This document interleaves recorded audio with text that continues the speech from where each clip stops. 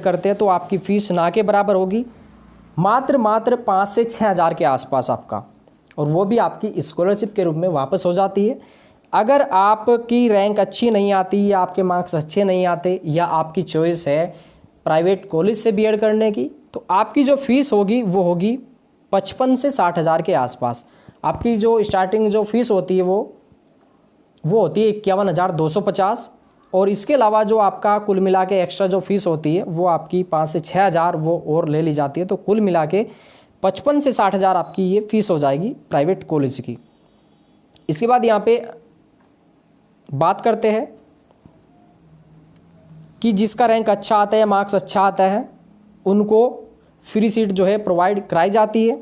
और ये free seat पूरे यूपी के अंदर कितनी है, ये जो सीटें हैं ये है 10,000 सीटें हैं, काफ़ी सीटें हैं पूरे यूपी के अंदर। तो आपको केवल एक सीट लेनी है, आपको टारगेट करना है कि मेरे डिस्ट्रिक्ट में जो कॉलेज होगा, गवर्नमेंट कॉलेज होगा या आपका आईडीडी कॉलेज होगा, उसमें बीएड करना है और फ्री में करना है।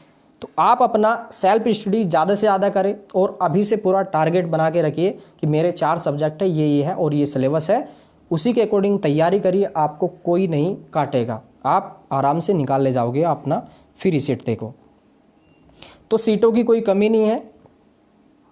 इसके बाद यहाँ पे आगे, अगर आपकी रैंक अच्छी नहीं आती या आपके मार्क्स अच्छे नहीं आते या किसी की चॉइस भी होती है प्राइवेट कॉलेज से बीएड करने की, बहुत सारे स्टूडेंट ऐसे होते हैं कि उनकी रैंक 1 या 2,000 रैंक आती है लेकिन फिर भी प्राइवेट कॉलेज में बीएड करते हैं, तो उनकी जो फीस होगी, उनकी फ़ीस 55 से 60 हज़ार होती है। और ये सीटें कितनी हैं प्राइवेट कॉलेज में, ये सीटें हैं 2 लाख सीटें हैं। ये कितनी सीटें, 2 लाख सीटें हैं। तो इसमें भी क्या होता है, जैसे आपका कुछ जो प्राइवेट कॉलेज होते हैं आपके अलग अलग डिस्ट्रिक्ट में, एक किसी में 1 या किसी में 2, तो कभी कभी ऐसा होता है कि ये फ्री सीट भरने के बाद भी ये जो प्राइवेट कॉलेज होते हैं इन पे भी कंपटीशन होता है। तो आपको ऐसा नहीं कि आपका 50 या 100 मार्क्स ले आए और आपको प्राइवेट कॉलेज मिल जाएगा चॉइस वाला। तो प्राइवेट कॉलेज भी चॉइस का तभी मिलता है थोड़ा सा जब आपका अच्छा मार्क्स आए। तो यहाँ पे आपका काफ़ी सीटें हैं, 2 लाख सीटें प्राइवेट है और 10,000 आपकी फ्री सीट है ना। तो आपका जो ये टारगेट है फ्री सीट का, तो आपको अच्छे से अभी से प्लानिंग करनी होगी और तैयारी आपको करनी होगी। इसमें यहाँ पे देखिए बहुत सारे यहाँ पे कमेंट्स आते हैं कि इसमें कितना रैंक होना चाहिए प्राइवेट, और आपका जो ये है आपका फ्री सीट है उसमें आपका फ़ीस बचाने के लिए आपका ये इसमें देखो यहाँ पे ये जो मैं बताने जा रहा हूँ आपको रैंक, इसको समझना, ना कि आप उस पर ध्यान दें कि कट ऑफ कितना जाता है। पूरे यूपी के अंदर एक कट ऑफ नहीं जाता, अलग अलग कॉलेज का अलग अलग कट ऑफ जाता है। किसी में आपका मान लीजिए कहीं पे हाई चला गया, कहीं पे बहुत लो भी जाता है। जहाँ पे मान लीजिए रैंक किसी डिस्ट्रिक्ट का है, वहाँ पे स्टूडेंट जो है ज़्यादा मार्क्स नहीं आ रहे और वो उसको चॉइस करते हैं, उनको कम रैंक पे भी या कम मार्क्स पे भी मिल जाता है। ऐसा भी होता है, मेरे पास भी ऐसा मतलब मार्कशीट पड़ी है, मेरी खुद की है, और जो एक मार्कशीट है भाभी की, उनका लगभग 55,000 उनका रैंक था, तब भी उनको फ्री सीट मिली थी 2017 के अंदर। अभी मैं उनका डाल दूंगा टेलीग्राम पे और अपना मैं यहाँ पे अभी आपको दिखा दूंगा। तो आपको ये रखना है कि आपका ये जो रैंक है, देखो सीट कितनी है पूरी यूपी के अंदर, 10,000 सीटें, काफ़ी सीटें। आपको केवल एक को टारगेट करना है, एक को टारगेट करना है। आपको सिलेबस पता है, चारों आपका पोर्शन जो है आपका फर्स्ट पेपर में 2 पोर्शन है, सेकंड में भी 2 पोर्शन है। इतना टफ नहीं है कुछ भी। देखो रीजनिंग है, हिंदी है, कोई टफ नहीं है, केवल बस ये है कि आपने कितना पढ़ा, उसको बार बार कितना रिवीजन किया। तो आपको जो रैंक लानी है, मैं ये नहीं कहूँगा कि कौन जनरल, ओबीसी, एससी, एसटी, आप किसी भी कैटेगरी से हो, जनरल, ओबीसी, एससी, एसटी, या आप गर्ल्स हो, बॉयज़ हो, पीएच हो, अदर स्टेट हो, अगर आप लाते हो 14,000 रैंक तक, देखो आपकी रैंक जो है 10,000, मान लीजिए आपका 1,000, 2,000, 10,000, 14,000 रैंक तक भी आप लाते हो तो आपको 100% आपको यहाँ पे जो है फ्री सीट मिलेगी। इतना मुझे उम्मीद है, क्योंकि यहाँ पे ये जो 10,000 फ्री सीट है, इनमें से कई हज़ार स्टूडेंट ऐसे होते हैं कि जो प्राइवेट कॉलेज को चॉइस करते हैं अच्छी रैंक आने के बावजूद भी, क्योंकि बहुत सारे क्या करते हैं, कंपटीशन की तैयारी करते हैं, प्राइवेट कॉलेज में एडमिशन लिया और जो है तैयारी करते रहते हैं, उनका ऐसा मानना है। तो आराम से आपका अगर इतना रैंक आता है 14,000 या 15,000, तो आपको फ्री सीट मिलेगी। देखो यहाँ पे आपका तो आपको रैंक लाने, अच्छी रैंक लाने के लिए तो आपको मार्क्स भी अच्छा लाना होगा। देखो यहाँ पे मैं आपको एक आइडिया बता रहा हूँ आपका मार्क्स का। अगर आप यहाँ पे देखो जनरल कैटेगरी से है तो आपको कम से कम 400 में से 280 आपको मार्क्स लाने होंगे अगर आपको फ्री सीट लेनी है। वैसे जनरल का देखो पिछले साल भी मेरे कॉलेज जो था देखो उसमें 260 पे भी जनरल का हुआ, लेकिन मैं आपको एक बता रहा हूँ 280 लाए और 100% आपको मिलेगा। कोई भी आपके सामने नहीं आएगा, किसी के सामने आपका कंपटीशन नहीं होगा।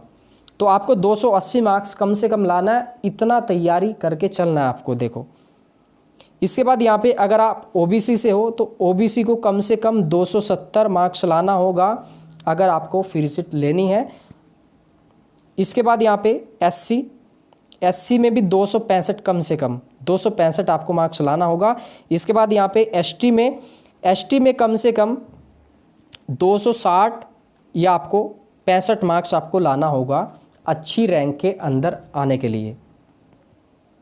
देखो अब यहाँ पे आपके कमेंट्स आ भी सकते हैं कि मैंने पिछले वर्ष एग्ज़ाम दिया था और मेरी रैंक जो थी वो 5000 थी, मुझे गवर्नमेंट कॉलेज नहीं मिला और आप 14000 रैंक पे गवर्नमेंट कॉलेज बता रहे। तो उसकी अभी मैं आपको प्रक्रिया बताऊंगा क्यों आपको गवर्नमेंट कॉलेज नहीं मिला, वो अपना जो रैंक कार्ड दिखाऊंगा उसके आधार पे आपको बताऊंगा इसमें। अब इसके बाद यहाँ पे आगे देखो इसमें देखें कैसे रैंक बनती है और कैसे काउंसलिंग होती है, कैसे कॉलेज जो है गवर्नमेंट कॉलेज या प्राइवेट कॉलेज अलाउड होता है। तो इसमें यहाँ पे अब यहाँ पे देखेंगे सिलेबस को भी देखेंगे इसमें। यहाँ पे पहले इसमें देख लेते हैं, ये 17 का रैंक कार्ड है, सेम ऐसे ही होती है अभी भी काउंसलिंग इसमें। तो यहाँ पे देखो 2017 के अंदर जो फॉर्म भरे गए थे या एग्ज़ाम दिया था वो दिया था 6 लाख स्टूडेंट ने दिया था और अब की बार जो स्टूडेंट की संख्या वो कितनी है 4 लाख, बहुत ही कम स्टूडेंट है ना। तो यहाँ पे देखो जितने भी मार्क्स आए थे इसमें तो रैंक पूरे यूपी के अंदर 6 लाख में से ये रैंक जो था ये कितना था 6689 है ना, 6689 रैंक था। तो रैंक तो थोड़ा सही था पूरे यूपी के अंदर।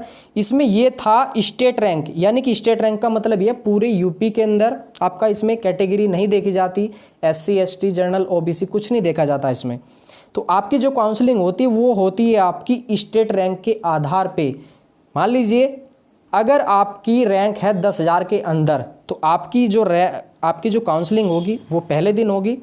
अब यहाँ पे आपका ये नहीं देखा जाएगा इसमें सारे स्टूडेंट पहले दिन जनरल के ओबीसी एससी एसटी के, ये नहीं देखा जाएगा उसमें दिया जाता है कि रिजर्वेशन होता है, लेकिन मैंने ऐसा देखा है कि रैंक के आधार पे ही ये काउंसलिंग होती है पहले दिन इसमें। इसके बाद यहाँ पे ये सब मेंशन होता है कि कौन सा ग्रुप है इसमें। इसके बाद यहाँ पे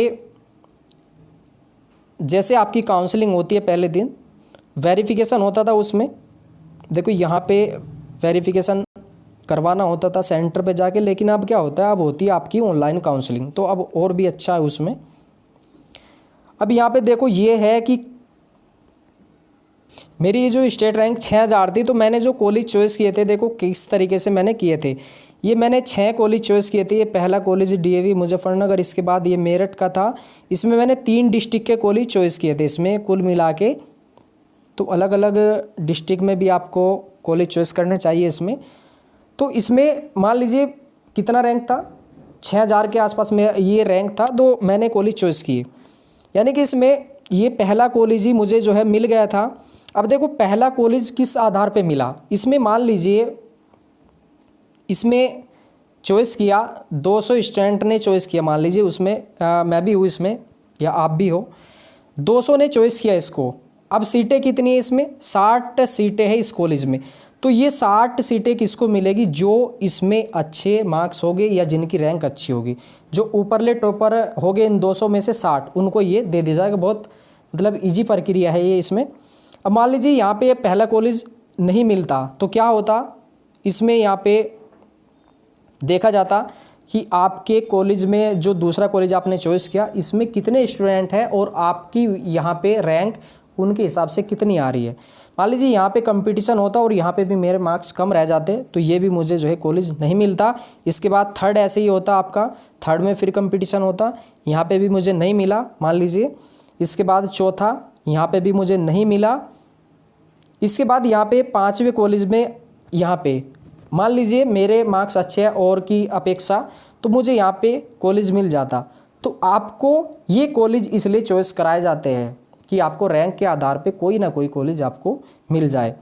अब यहाँ पे देखो पिछले साल क्या हुआ, जिसकी रैंक 5000 रैंक है पूरे यूपी के अंदर, है ना, 5000 रैंक है। अब उन्होंने क्या किया, रैंक बहुत अच्छी है, यानी कि 4 लाख या 5 लाख स्टूडेंट में से 5000 रैंक आ रही है, बहुत अच्छी है। तो थोड़ा सा यहाँ पे कमी क्या रही उनकी, तो उन्होंने क्या किया, ऐसा हुआ है इलाहाबाद जो यूनिवर्सिटी है उसमें कुछ कॉलेजों में पिछले साल भी मतलब कहीं डिस्ट्रिक्ट में ऐसा हुआ है, उन्होंने किया केवल एक कॉलेज चॉइस। अब हुआ क्या, वहाँ पे पूरे यूपी के अंदर उनकी 5000 रैंक आई थी।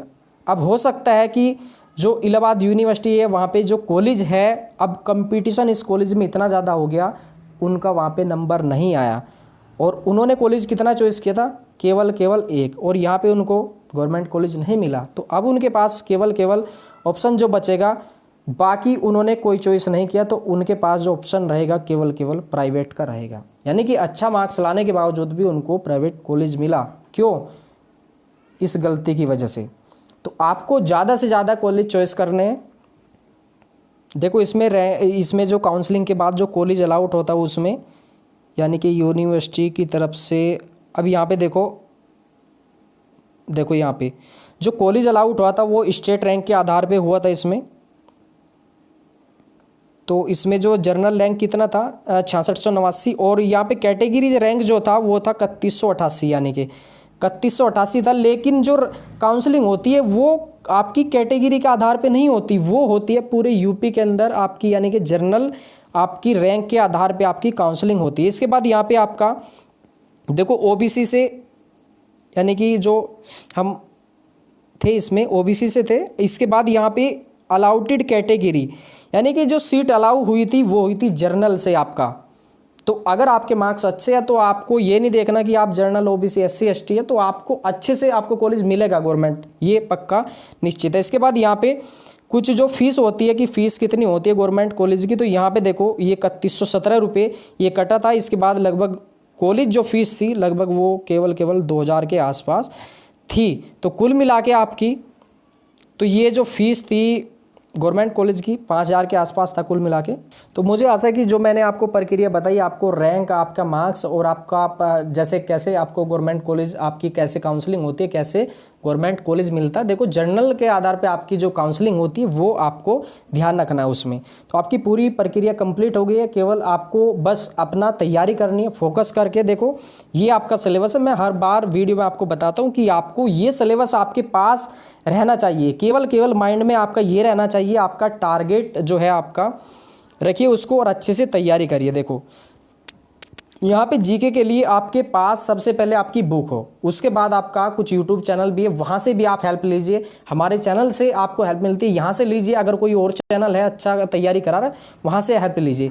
इसके बाद आपको यहाँ पे सेल्फ स्टडी सबसे ज़्यादा आपको हेल्प करेगी। अगर आप यूट्यूब चैनल से कहीं से पढ़ रहे हो, अगर आप सेल्फ स्टडी नहीं कर रहे हो तो आपका ये देखिए कि सिलेक्शन, यानी कि आपका ये जो गवर्नमेंट कॉलेज है मुश्किल हो जाएगा। तो आपको सबसे पहले अपना नोट्स बनाना है और अपना सेल्फ स्टडी ज़्यादा से ज़्यादा करना है। जैसे जीके है तो यहाँ पे कम से कम आपका आराम से 35 से 40 क्वेश्चन तक आप आराम से ला सकते हैं तैयारी करके। इसके बाद हिंदी है 50 क्वेश्चन है, यहाँ पे भी आराम से 40 क्वेश्चन ला सकते हैं। आपको पता है 2 बुक है, एक सभी जानते हैं ना, उसको पढ़िए अच्छे से ज़्यादा रिवीजन करोगे, उसी में से आता है, फालतू कहीं से नहीं आता। इसके बाद यहाँ पे रीजनिंग है, कोई भी एक बुक लो, उसके बाद 7, 8 या 10 चैप्टर है वो बार बार रिवीजन करिए। रीजनिंग में भी कम से कम 40 से 42 क्वेश्चन तक किया जा सकता है, इतनी टफ रीजनिंग नहीं आती इसमें। इसके बाद यहाँ पे आपका जो सब्जेक्ट है, मान लीजिए कॉमर्स से है तो आप 20 या 25 क्वेश्चन आराम से कर दोगे। अगर आप साइंस बैकग्राउंड से है तो भी आप 20 या 30 कर सकते हैं। अगर आप आर्ट से है यानी कि आपने बीए किया है तो आप यहाँ पे 30 क्वेश्चन तक भी राइट कर सकते हैं, क्योंकि इसमें वही आता है हिस्ट्री, ज्योग्राफी, पॉलिटी, इकोनॉमिक्स, फालतू कुछ नहीं आता। आपका इंग्लिश के 3-4 क्वेश्चन और आपके पेडागोजी के 2-3 क्वेश्चन आते हैं वैसे उसमें। दोस्तों वीडियो होगा ज़्यादा लंबा, केवल यहीं पे आज का ये वीडियो समाप्त करते हैं। तो आपको यहाँ पे केवल अपना जो है कॉन्फिडेंस रखना है, पूरा सेल्फ स्टडी करनी है और ज़्यादा से ज़्यादा मतलब ये रहना कि आपको पॉजिटिव रहना। आपका ये जो सिलेबस है इसको आपको माइंड में रखना है, पूरा तैयारी करनी है। और ध्यान रखिए कि आपको ज़्यादा से ज़्यादा जो समय देना है वो अपनी सेल्फ स्टडी को देना है।